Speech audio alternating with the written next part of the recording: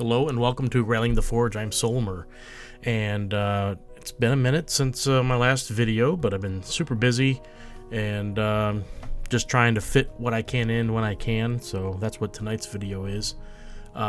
So not a whole lot to go over, but we're going to touch on, obviously, Battle Pass coming to an end real soon here. We'll touch on the SFMC, we'll talk about the Creature Chaos event, and just some Discord talk, I guess, on what's ahead. So obviously we're ending the month of June. Battle Pass is going to end. I don't know if it'll be this week for sure. It should be this week. Sound like it's going to be this week. So I don't know if there's going to be a patch on the 1st or if it's going to be like next week or something. But get your stuff completed and collect all your rewards. Once it switches over, you can't go back and collect those other rewards. They don't have like an inbox system where it sends it into your inbox. So you'll need to collect them. I would collect them now. That's what I would do. So be prepared for that. Let's see. Let's jump to the SFMC. It's kind of hard to see them. Let me see if I can zoom in here. Yeah, we can a little bit.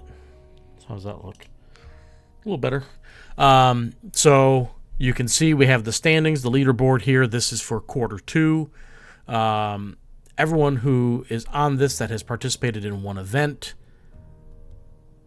if I can scroll, can participate in the quarter 2 qualifier for Worlds next January. This will be happening on the 11th of July. It is the 11th of July everywhere in the world, I believe. Or just about everywhere in the world. So no confusion on the date. It's just going to be a matter of what time it is in your part of the world. So I've posted in the Discord several times. You can find it there. I will have more posts on it as well as we get closer to it. Obviously, it's not this weekend, but the following weekend. So prepare for that if you'd like to participate. You can sign up for it on the SolForge Master Circuit, SolForge Fusion Master Circuit community page right down here. Just go to registration and then sign up. If you do not have a challenge account, you will have to make one. So if you want to participate, you need to have a challenge account. That is a requirement. So sign up for an account. It's free. It's easy. You can link it to your Discord. I think it uses your Discord login potentially, so shouldn't be much of an issue for you. But if you want to participate, go ahead and sign up now if you are on this list.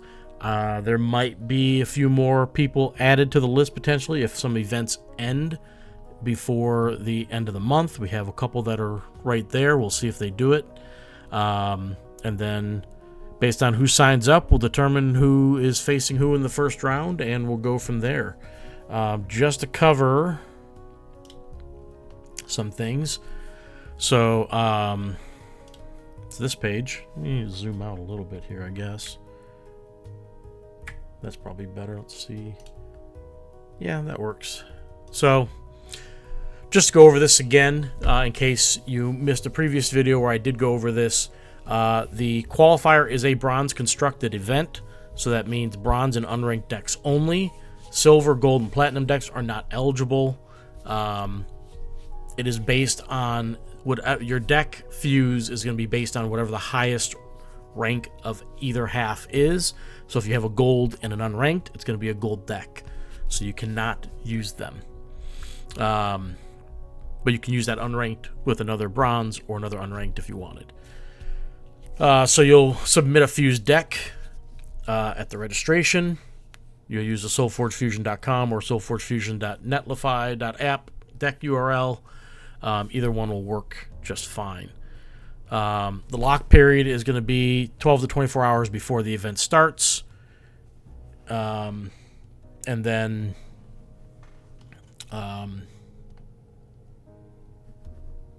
I'll do all the admin stuff essentially in that time frame before the start of the event. So I'll lock it down, I'll check all the decks, and we'll go from there. If a deck is invalid at the lock, I will message the player on Discord, which is also one of the requests when you fill out your registration.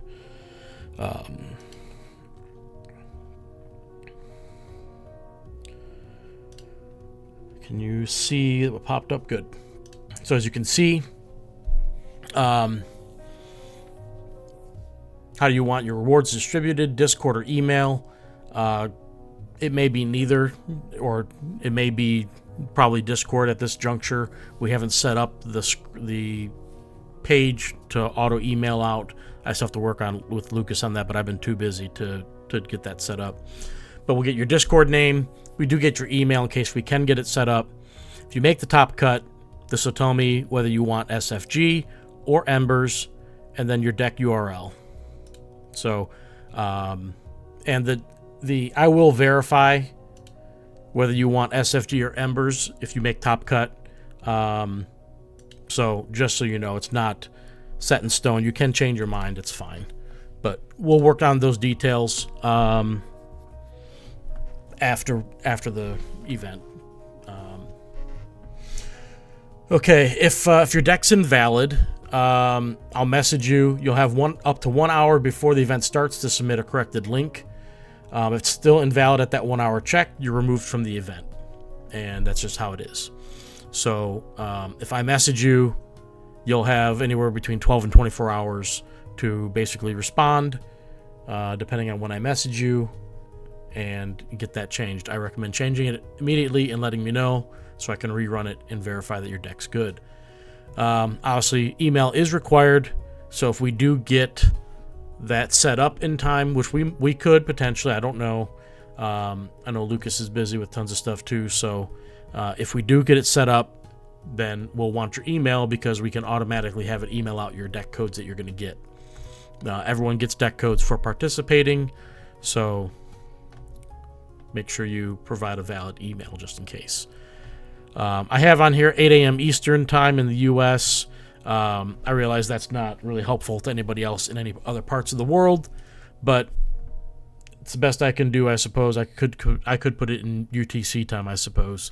Maybe that would be better. But like I said, I post it in Discord with the hammer time, so it shows in your time, so you kind of know when it is. Check in 10 minutes before the event starts. I want everyone checked in. It does open 30 minutes beforehand, so that's after the 1 hour check to remove people, and then we'll have 30 minutes for people to check in. But 10 minutes before, I'd like everyone kind of signed in, just so we can go over this with everyone who's there present in the Discord before the actual 8 o'clock start, so we start on time. But if we have to wait till 8 o'clock, then we'll wait till 8 o'clock. It's whatever. So round 1 pairings are released at the lock period and determined from the quarterly leaderboard. And all that means is first place will face last place, and second to last place will face second. And we'll go all the way in till we have whatever.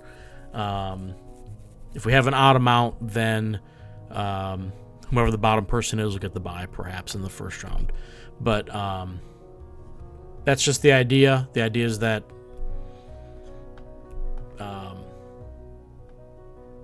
you get rewarded for participating in the events, I guess. And after the first round, it won't matter. It's random after that. So there is that. Obviously, match play, round length, 45 minutes per round. I'm trying to include administrative time in that, so I'm going to have to select the winners for each match, and then if a round finishes early, we will start the next round immediately.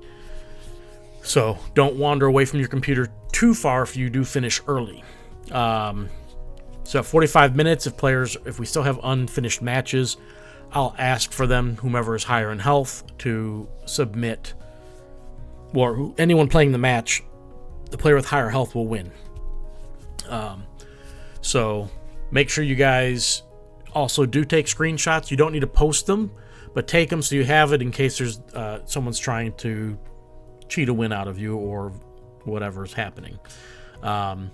If neither player can confirm a winner at the timeout, then the match is recorded as a draw and both players receive a warning.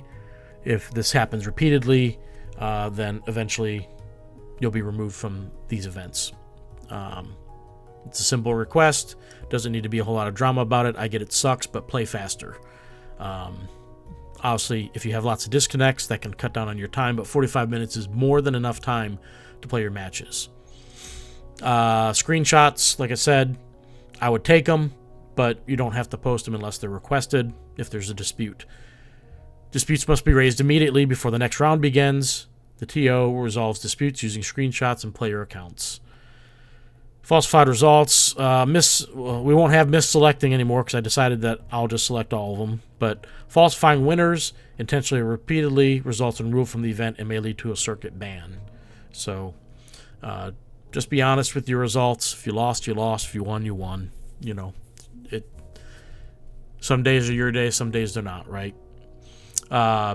If someone doesn't show up, they will be dropped and forfeited. If both players don't, then both players will be removed and no match should be recorded. Communication. If you need a brief moment, a bathroom break before you start a match in a round, just let your opponent know in Discord. Communicate that to them. It's not expected for you to go away for 15 minutes or something. Go make a sandwich. Go pick up lunch somewhere. Like, if you need to use the bathroom real quick, fine. If you need to go grab a glass of water, cool. But if you take extended absence, you may forfeit the match in that round. And your opponent can let me know if it's been extended time.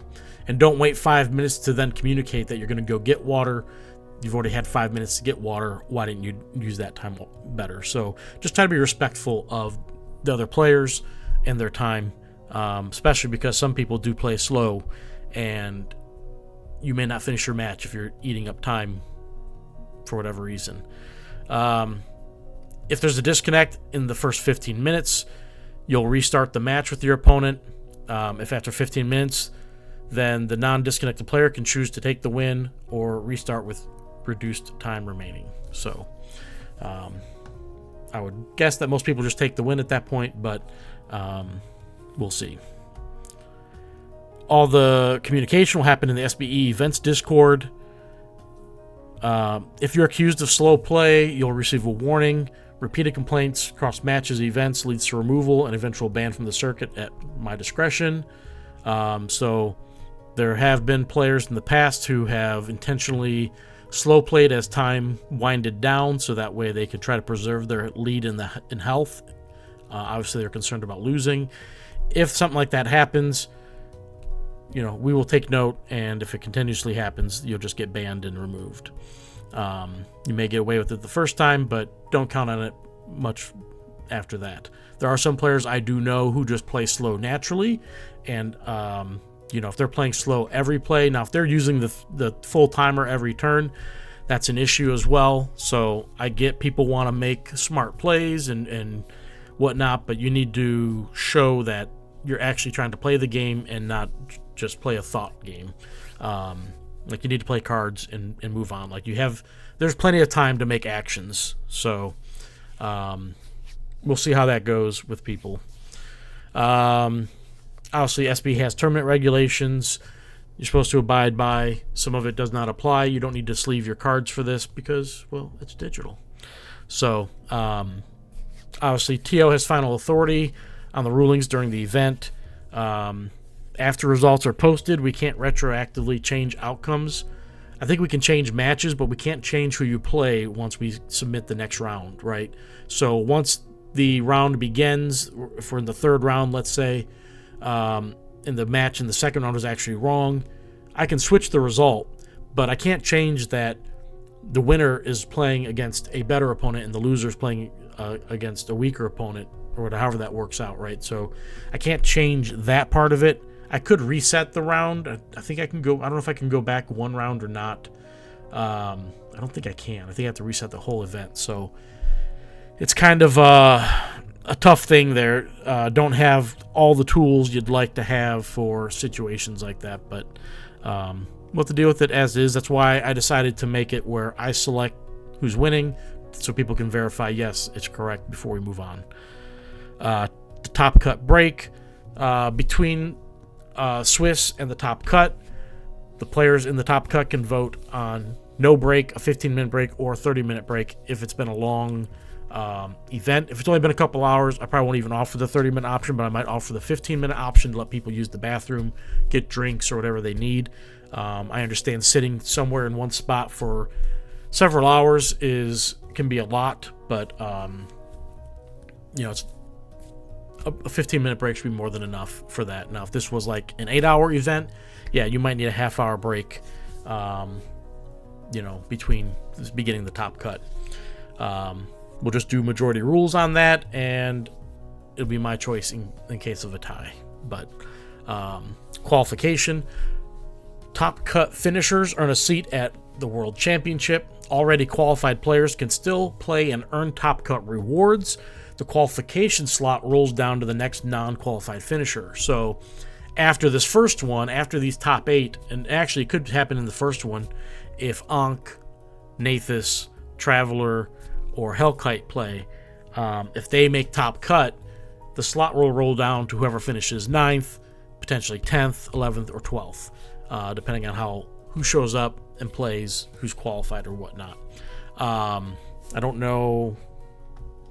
I think only Ankh and Traveler. There's Traveler, there's Ankh. I don't think Hellkite or Nathis can play. They haven't qualified in any of these events or played in any of these events, so they cannot play in the qualifier, but they can play in the World Championship. So, at the conclusion of the event, we'll announce who got qualified. We'll announce, all the exciting information of the results or whatnot. But that's when you'll find out who actually qualified. My sheet, when I put the info in, should start highlighting people like this, so you can see Traveler and Ankh are qualified for the World Championship already, so they would not eat a slot if they made top cut, but they would reap the rewards for that. And then deck leveling. If you make the top cut, your deck will advance, both halves will advance to silver, and then the winner's deck will have their deck advance to gold, regardless of starting renown. If the top cut's 8 or fewer, that's the championship. Sorry, I shouldn't read that part. That's for the championship. So if the qualifier, the advantage of a gold deck, we're trying to make, in previous World Championships, people who brought gold decks got buys in the first round, but that changed after the first one, I think. Lots of reasons why it changed. And I think you had to have a silver or better deck to even play in Worlds. We're not requiring for Worlds for you to have a gold or silver deck, but we're trying to make it advantageous to have a gold or silver deck. So gold deck players will receive a first round bye. And I've still got to figure out how I'm going to do that, but I'll figure that out.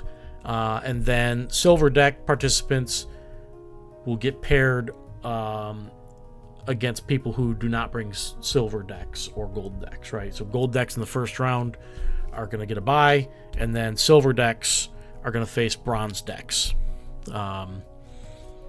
That's still subject to change if we come up with something better. It's the best I have for now. I'm working with limited resources, so to speak, but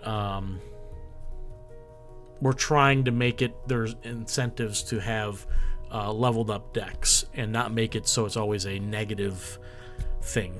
And I think SBE, if they do any prize events, it's either you have to qualify for it, or they make it a gold event where all these decks can be used. So you don't have to worry about if your deck goes to gold that you can't play in prize events with it. It's not meant to be negative. We want it to be positive. If you have ideas for what a really good benefit would be that we can implement that's not too crazy, send me a message.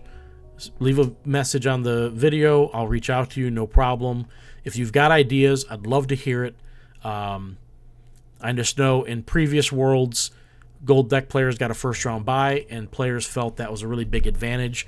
The problem I'm worried about is it's going to mess up your Buchholz rating. You're not going to have one for beating someone in the first round, but at the same time, you don't risk losing in that first round. So, I don't know. There's tiebreakers in play. I have to see what we can do. There's lots of different little things that play into that, and I don't want it to turn into be something negative when we're trying to make it positive. So, if you guys have ideas, let me know. I'm open to listening to them. If it's something that's easily, something that we can implement, happy to consider it. I don't by any means think this is like the best thing for gold and silver decks. It's just I'm trying to give there to be a benefit so people don't complain so much about having their decks leveled up. That's all it is. And, if the system was working how it should have been working all this time, everyone wouldn't just have bronze decks right now. We'd have gold and silver decks that we've been using for stuff. So, it's just there's a lot to that, a lot of opinions on it, and it's okay to have a different opinion than me. I have a different opinion than most people probably. So, like I said, it's a tense subject, but I'm willing to listen. I'm open to ideas. This is the best I could come up with without being too drastic. But if I see that a lot of people want something more drastic or less drastic, I'm open to it. I'm open to changing this. Doing the first round buys is going to be tricky. I got to figure that out. And then also the matching up silver decks versus non-silver decks, that's going to be difficult as well. So, if I don't have to do all that extra work to make it work, great. If you guys have better ideas for, should silver decks get a benefit? I want there to be a benefit, but previously it was your silver deck could let you play in Worlds. Now you don't have to have the silver deck, so what's the point of leveling up a deck to silver? Gold has an advantage for the buy, but right now I'm worried that that's actually going to be a negative. So I'm rambling, and I apologize, but I am open to ideas. So specifically just on this, not the whole format, not all that. Like, use gold in the World Championship, silver, bronze, unranked, whatever you want. If a new set comes out between now and then, you can use the new set if you want. It may not be a gold deck, but if you've qualified, you can play with your unranked deck. It's fine. Eligibility for the Worlds, it is restricted to qualified players from this year's qualifiers and one non-qualified top-performing player from the yearly leaderboard. And, of course, our returning champions, they hold standing invitations for life. The yearly leaderboard is this one right here, and whoever the top player is that's not qualified through the qualifiers will have the opportunity to accept an invitation. If they decline, it'll move on to the next person until we find someone who actually wants to play. So right now we've got 42 participants who are competing potentially at the quarterly qualifier, of which I hope it ends up being a top 8 or a top cut of 8, but it could be top cut of 4 depending on how many people participate. But if we get enough people, we get 8. If we get all these people, I don't think it's gonna be enough for a 16. I think we need 60. So I might have it listed down here, but we need more people if we're gonna do a top 16. But nonetheless, that's how many people can qualify for Worlds. Let's talk about prizing real quick for the qualifier. So qualifiers, everyone who participates gets 4 deck codes or a booster. I don't know how we'll do the codes, whether it's going to be a booster code or deck codes. I'll work that out with SBE. There's going to be an event badge for participating. The top cut, those players are going to get $50 of SFG or Embers straight across the board, whether you're first or the last of the top cut, whether it's 4, 8, or 16. There will be a placement badge.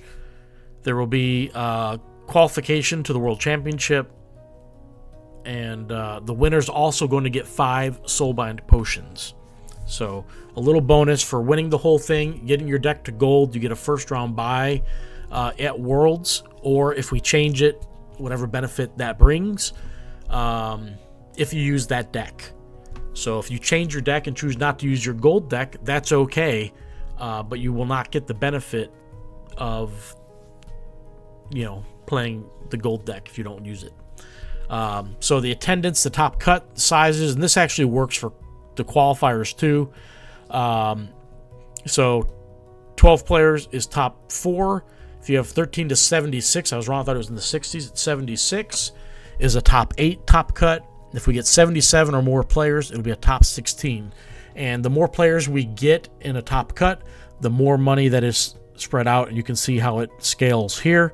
If we ever got to a top 32, that would be world record for SolForge Fusion. These numbers obviously keep going up and whatnot, and this number goes up. So pretty awesome. And if you qualify for the World Championship and you show up and play in it, you'll get 2 boosters worth of deck codes.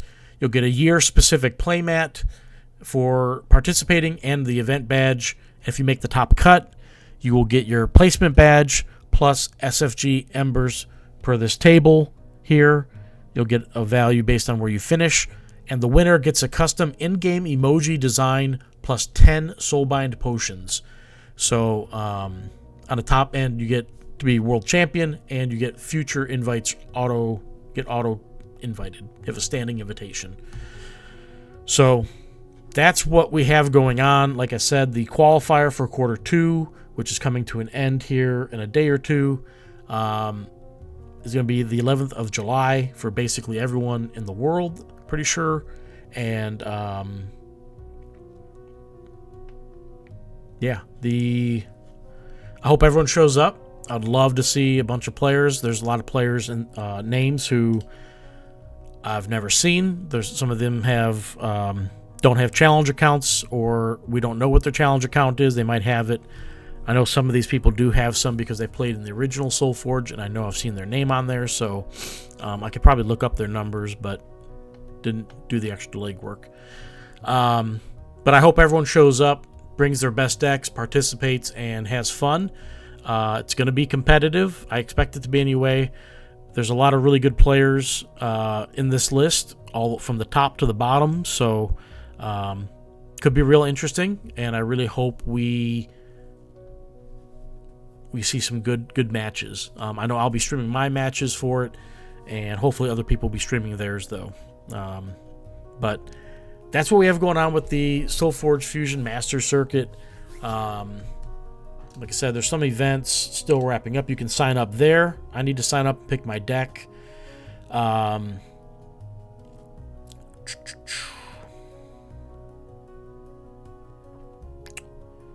Let's see here. This event just started, so it's not going to finish in time.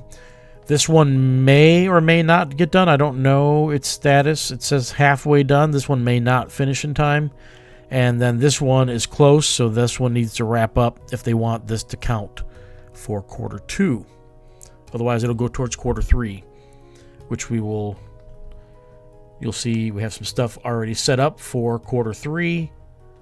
The Bronze Crucible this Friday or Saturday, depending on where you are in the world, excuse me. Of course, we have our Friday and Sunday free decks with open queue, free-for-all stuff with ML Vanby. We have the Phantom Trials for July, where you use your Phantom decks for the month or starter decks ran by Nullseed. So you can join that as well, sign up for that. And then we lead up to the World Championship Qualifier. I'm sure we'll have, ML Vanby will probably have his Friday and Sunday stuff before then. He normally posted a week in advance. But we'll have the qualifier, and that will not count towards quarter 3 or anything. So that's its own separate thing, but we'll work on that. We have, after that, the following week, we have the Bronze Crucible. And then I've got what I'm calling the Immortals Draw. Right now it's a once, maybe a quarter thing, maybe a once a month, depending on what we get, what we can do. It is a sealed event. $5 entry gets you a booster code. I have an interesting format for it. It's not going to be everyone plays the same set necessarily. It's a random spin on a wheel based on whatever booster codes I have available, and there's a little bit of other mechanics involved with it. So you can click on that to read about it. As it gets closer, I'll post more about it, but it is a $5 fee. Even if it doesn't kick off, if you paid the $5, you'll get your booster code. If you'd rather do a refund, you can do a refund through Challenge. I do not know how that works, as I haven't done one yet, but if it's all set up, it should work. I don't know how it works though. I can't explain the process because I've never done it. I did sign up though, so I've paid my $5, and we will see how that event goes. If it does really well and I have enough codes to do it once a month, I will do it once a month, or it might be once every other month. We'll figure that out. But I'm going to see how it goes. And yeah, so that's what we have going on with the Master Circuit. Lastly, I guess we'll talk about the Creature Chaos event. We have around 4 matchups here. They haven't been played yet. Namrod got the bye. We've got my sheet with the standings here. Make sure you can see that well. That works out pretty good. So if you make 12 points, you're in. If you get more than 12, you're in. We have Iron Bryce and Antofa undefeated. They are facing off against each other. Very interesting matchup. Curious to see how that goes. Hopefully they stream it, or somebody streams it anyway whenever they play. We have Red Eyes versus myself. Winners in, losers out. We have Billy Bad Aim versus Traveler. Winners in, losers out. So Billy had made the comment that he's lost to all the RSCs, or maybe he's beat all the RSCs or something, but Traveler's playing RSC. He said, so I'll probably get Traveler. And I said, well, you jinxed yourself. And I was worried about playing Bryce because I think Bryce's deck is really good. I didn't get Bryce. I got Red Eyes, who's the only other Aloyan player. How does the 2 Aloyan guys get paired up? How does that work? So that's going to be an interesting match. He has Ambriel. I have a Pokemancer. We both have a Captain. We both have Baton. It's going to get interesting. It's going to be who just gets the better draws, I think. So I'm really hopeful that I can qualify for a change. This is my best opportunity. If not, I have to find a mage deck that's going to be able to go 3-1 or 4-0. So I really want to get this win and qualify. If I don't, it's going to be tough, I think. But yeah, so Antofa and Bryce have qualified. They are good no matter who wins their match. But I really hope to see a nice, fun match between them. Matches. And then Traveler or Billy Bad Aim, and then myself or Red Eyes will be the other 2 people to get in. So that's getting exciting. We will see how this goes this week. And then I don't think it'll be next week, but maybe the week after we'll probably kick off the mage event. Or maybe, I don't know if they will or not. It's going to be tight because how many weeks do we have? 1, 2, 3. That's going to be tough. So we'll see if when they kick it off. They do have Gen Con coming at the end of July. So that week is typically for SB. They're traveling, and then they have to set up, and they're busy with that the whole time. So there may be a lull in there if they start it. They'll probably start it a week or 2 from now. So we'll just have one round where you just get extra time to play. Probably would be my guess. Okay, so that's covering all the events going on, everything that I can think of. I don't think I missed anything in particular. I did ramble a bit on the Master Circuit, the qualifier and stuff, but I want to put that information out there for those who do want to participate in it. I think it's, good just to have that info. And if you guys have questions, you can always comment on my video, ask a question, or tag me in the Discord asking a question. Happy to come answer it and try to explain things. Ultimately, my goal is for people to want to play, to have fun playing, and just enjoy the game. Obviously, I am a very competitive player. I hate losing. I love to win. And, I definitely don't win enough. But I'm happy as well playing in these competitive events and losing. I'll be frustrated with myself, but I will have a good time with it. So my hope is that, I don't expect people to be as competitive as me. My hope is that they can have as much fun, though, as I can. Unless I get just really crappy draws the entire time, then I might get pissed off because I feel like it's just something that would never happen in physical. But that's just me. All right, so let's talk about some things in the Discord.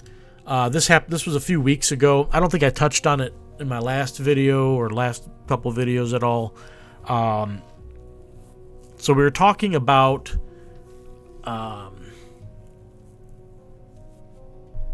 what's next. Let me scroll up a little bit here. I asked about some medals and playmats that haven't been given out yet for the SFCS from January to March. Also the winter event in December. There was Convergence League that had stuff. So Lucas said he thought he had those ready. He'll look, make sure to get those and some other cosmetics ready for next patch.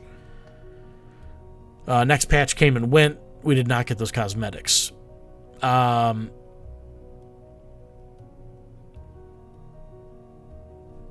Someone asked if who's the customer service lead, or is it Lucas? It's Lucas, but he doesn't do any coding and whatnot. Other points of conversation here he touches on. What is next? Current aim is to rotate to a new battle pass in a month. We'll post an announcement when we have 2 weeks to go at the very least. This was a couple weeks ago, mind you. We are working on another set at the moment, but I don't have much information I can share on that yet. Dusting re-rolling. While it has been something on our radar desire to do, it has proved to be a very time-intensive thing to implement, something we don't have as much resources for. Understandable. It's a tough thing to implement. There's other things you guys can work on first, though, that before we get to the dusting and re-rolling.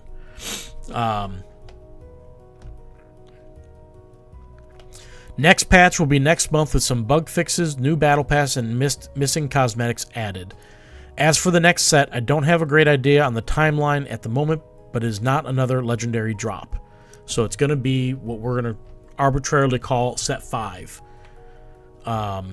And word on the street is it may be another like set 4 where it's all new cards. I hope it's not, but that's the rumor.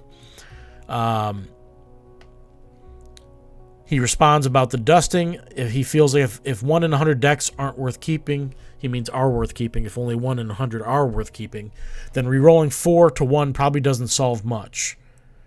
We want to add some system to get higher rarities, more likelihood of a certain synergies, things of that nature. So I ask about the complications with changing the deck algorithm for how a deck is generated. So we talked about minimum 3 spells, which they did in the Mage Legendary drop. Double Betrayer possibility, which started, I believe, with the Warrior Legendary drop. And can it apply to previous sets? Digital only. I know you can't change what's been printed. That's fine. It says, is this something that could theoretically happen? Is it something they would consider? To adjust numbers for the algorithm, it isn't too hard. Anything we could do for an LD, we can do for a main set. And I said, can you do it for previous sets? He said he believes the answer is yes. He would basically just need to delete all the decks we have in storage and generate a new set of cards with different rules. I'm sure I'm missing another part of the solution here, but I can discuss it to see if it's something like that is possible. Don't know if he discussed it any further or not. Today there was some more discussion about a new player asked, is this game dying? No in-game events for Embers. The recent battle pass is long in the tooth now, and are we getting any updates soon? So some people have some comments. I had comments.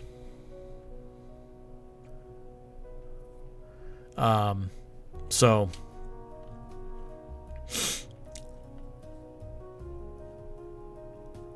you can read those at your own leisure. It's just people's opinions on what's wrong with the game, what can make the game better, what happened in the past. So, you know, and there's no right or wrong opinion. It's your own, you know, you're allowed to have it. I just don't know what the answer is, what their plans are. You know, I'm cautiously pessimistic at this point, but I think there's still a little bit of hope in me for the game that it, you know, will either stick around or turn a corner. I really want it to turn a corner and grow a little bit, but how we do that, how we can get there, I don't know. So we'll see. We'll see what they do. Just one of those things, right? Just hope.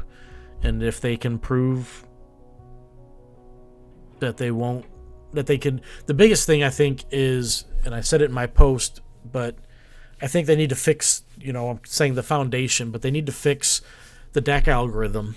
It's one of those, that's one of the biggest things in my opinion that is a killer for new players. New players play, they join, they get some free decks, and initially you think every deck's great because you don't have any of the cards. But then as you start to play, you start to learn what decks are good and not. You get killed in queue potentially by people who've got really good decks. So then you buy some decks, and you might buy 5 or 10 decks, and then none of them are good. And you try because you're like, oh, this one looks like it might be interesting, and you try things and nothing works. You just keep getting pummeled. Well, by the time you've bought 100 decks and you found that 1 or 2 good decks out of it, most players are beaten down where they don't want to keep going. And I speak from my personal experience. I've shared this before, I feel like, but you know, my first couple months, 3 months of the game, I lost like every match. I don't know if I won a match. And it was frustrating. I almost quit the game, and I complained in chat, and then some of the community leaders at that time stepped in and was like, they encouraged me to stick around, give it a try, you know, like you're doing really well, you've improved, etc., etc. And I stuck it out, and things turned around for me, and I started to win games. I didn't win all the time, but I won some. You know, any win was a good win. So it felt good, and then I obviously did. I got much better, and my collection, because I'm a big spender, my collection grew enough that I had good stuff to work with. But you shouldn't have to spend money at my level to be able to potentially compete. And I don't think that's the case, but I think there's some players who have smaller collections who are really good players, but it's because they're actually really good players. That's why they are really good. There's some people who've got some really good decks that are relatively new to the community, I'll say, I guess. They might come from the crypto world, or they found the game late, and some of them are really good players. And they don't have large collections. So it's being able to open the right decks and identify that they are good decks and put them together, and then, you know, that. But you have to pull good decks, and there's a lot of bad decks. There's also a lot of decks that, you know, if you could change out one card for something else, it might be a good deck, or a decent deck at least, that you can use that's playable. And that's the biggest thing, I think, for new players, is not just getting crap all the time and not realizing it, and then playing a whole month in with bad decks and never winning a match, and not having events in game that level the playing field for these players. They've got no recourse on how to get better unless they come, or they just, you know, they truly take losing as a learning tool. A lot of people will lose several matches. They can take a couple losses, but if they lose 10 straight matches, like, they're going to quit the game. And that, I think, is what happens a lot. And fixing the deck algorithm doesn't cure that, but it might help curb it a little bit. And I think some of the changes they made to the decks, double Betrayer, minimum of 3 spells, those are great changes. They should retroactively do that for all digital decks going forward.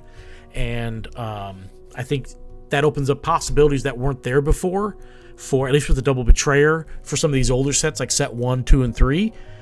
Even 4 couldn't have double Betrayers. So like, it opens up opportunities that we didn't have before, and I think people would be like, ooh, I wonder if I could get, this double Betrayer in a deck.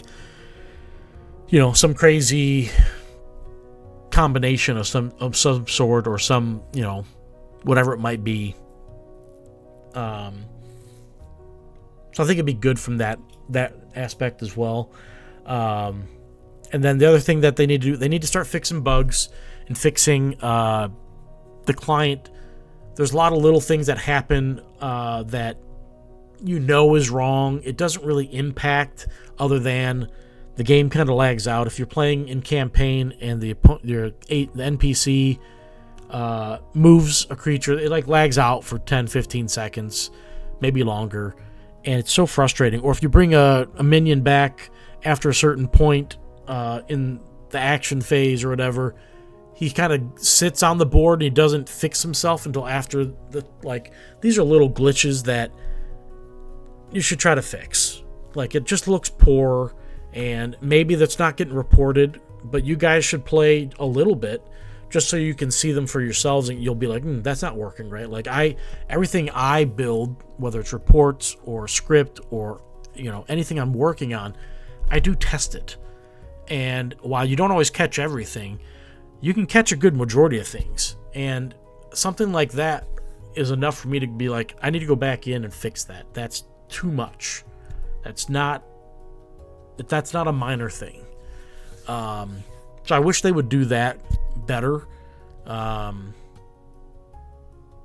are other things that happen in client. I do want them to fix the undo functionality. I really just want them to bring up a message of, before it transfers control to the opponent on an ability where you're not going to be able to undo it, so you have that last chance to cancel. I'd really prefer mid-step to be able to undo when I'm doing something, because if I start down a path where I'm not going to be able to undo it, and I do something in the wrong order on accident, then I can't undo and fix it. Now, I get when you're reanimating something, you shouldn't be able to undo. And like, it's going to be tough to fix the undo functionality. I get that, but I feel like you could take a path that's not optimal, that's a little bit more work. You could take every card in the game and find the interactions you're trying to ban from happening, and list all those interactions out in the coding. So when one of them happens, they fall into this select group, and it's not efficient. It's not a great way to do it, but like, if that's what it takes to fix it, so that the playing experience for everything else that has to do with ordering of abilities, or being able to use the undo function, if that's what it takes to fix it so it's a more enjoyable experience, then do it until you can figure out how to code it so it's more efficient and not so burdensome on your processing. That's just my take. Sometimes we don't know everything, right? So I don't know. I think starting there is good, a good start to fixing the game. Obviously, addressing broken cards, Spellweaver, hopefully that gets fixed in the next big patch here. That needs to be fixed. And then, talk to the community about what else needs to be fixed for balance purposes. Maybe it's just Mantis. Maybe it's Mantis and RSE. Maybe it's Mantis, Bumble, and RSE now. Like, let people discuss it, and then take it in-house and try to figure out a solution that doesn't kill the card, but maybe tones it down. Someone once mentioned on Mantis, if you just removed its level 1 ability and just had it at level 2 and 3, that might be enough. Then it's a off-tempo play It doesn't, it's a bad level 1 play, but you need to do it to level it up or have a leveling up deck. So something like that could really change Mantis, and you don't get the level 1 ability to use from the Mantis either, because it's not on the card anymore. So is that too much of a nerf? Maybe. But would the card still be good and usable? Probably. There's ways to change it. You could change the next ability to be use your level 1 or 2 ability, Forgeborn ability or something instead, so they get a choice. So if that way it doesn't break all the decks people made where they had the level 1 ability to use the cycle 2 Forgeborn ability. So but those are little changes they can talk about making to balance certain cards that are causing problems. Because if they don't fix Mantis a little bit, people are always going to find ways to break Mantis to make it super powerful. And also, RSC, it's very clear, like, we're doing these creature chaos events, and we're doing warriors, but half the field is RSE. Why? Like, I get why they're playing RSC. They're playing RSC warrior versions or just regular RSCs with really good deep warrior decks to get the points. I get it, but at the same time, like, that's really not the spirit of the event. And I don't blame anyone for doing it, but it really just shows you how powerful RSC just as a card is, that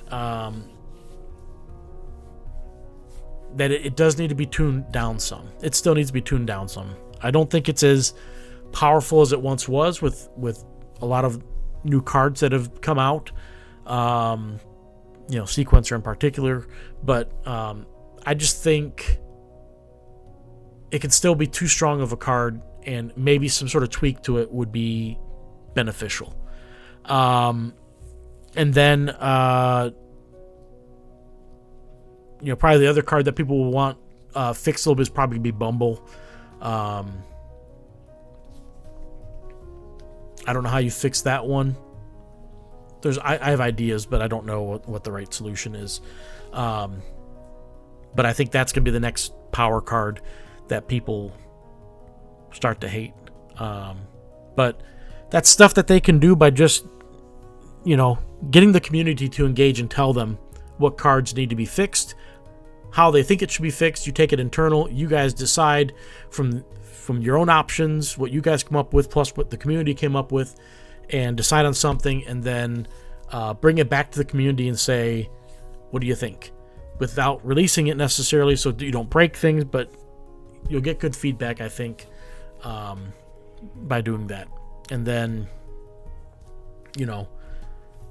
anyway, I don't need to read my whole post or anything of that nature, but that's what I would try to fix with the game to help keep your current player base happy, keep new players from leaving, and hopefully start to grow the game a little bit. But you follow through on these steps. You actually need to take actions and do things, and I hope that they do that. I really do. So this video went a lot longer, by the way, than I thought it was going to. But I've really gone down some rabbit holes, which is okay. So yeah, I don't really have much else to say. So obviously I enjoy the game. I want to see it do well, but I'm cautiously pessimistic at this point about the state of the game and whether it can survive. I think as far as the whole crypto experiment, if the crypto ever recovers and has some value, I can see the crypto people coming back because they want that money. If it doesn't ever recover, then I think it's just shown as a failed experiment with that, and you lost a large portion of your player base on a test that, well, never worked before and might never work going forward. So we'll see how that plays out. Only time will tell. You know, I hope it does recover and that people start coming back to play the game, even if their interest is only in money, as long as they play fair and are competitive and are spending money to get decks to compete with people. But yeah, so that's all I have for this video. Thanks for listening to my rant. I will be streaming some stuff this weekend, probably be more likely. Not this week. It's going to be busy all week. So thanks for listening. Thanks for watching. Feel free to leave a comment if you have any suggestions or ideas. Always happy to hear them. And I look forward to seeing you guys in the game, in events, and hopefully watching my streams when I do stream. So I appreciate you. Thank you. Have a good evening.